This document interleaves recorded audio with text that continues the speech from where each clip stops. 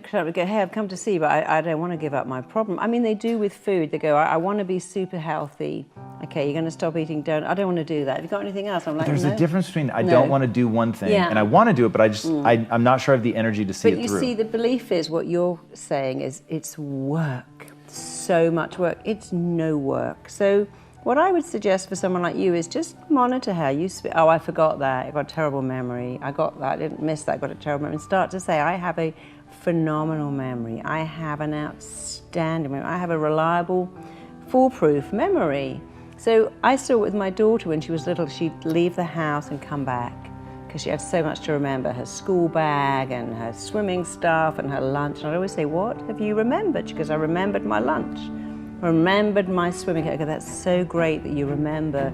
And very quickly she went from, oh, forgotten, I've got to go home, my mum's going to be really cross, to, no, my memory's great. At the gate it told me, school lunch, school coat.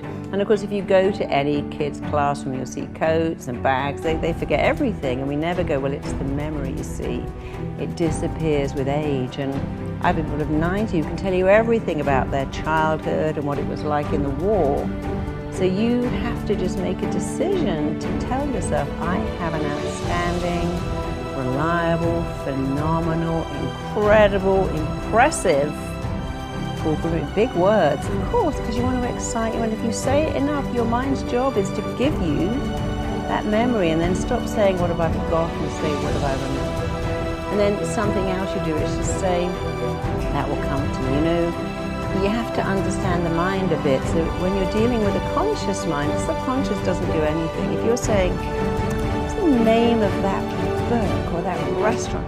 Oh, I don't know, I give up, I've got a terrible memory. You suddenly goes, oh, it's come into my head. It was this book, it was the Tim Ferriss book, I remember now. Because you've given your mind an instruction, what is the name of that book? Your mind will go and find it. But if you are still actively looking, it doesn't do it. So we have something called command therapy. You've got to command your mind. Go ahead and remind me where my passport is. Remind me. And so often it's just really poor communication. You know, people say, oh God, I'm flying to London tonight and I can never fall asleep on a plane. I just can't go to sleep. We're like, well, where are you going? You don't go anywhere. You don't fall. You lie on the plane and you invite sleep to come to you. You go, I'm lying here.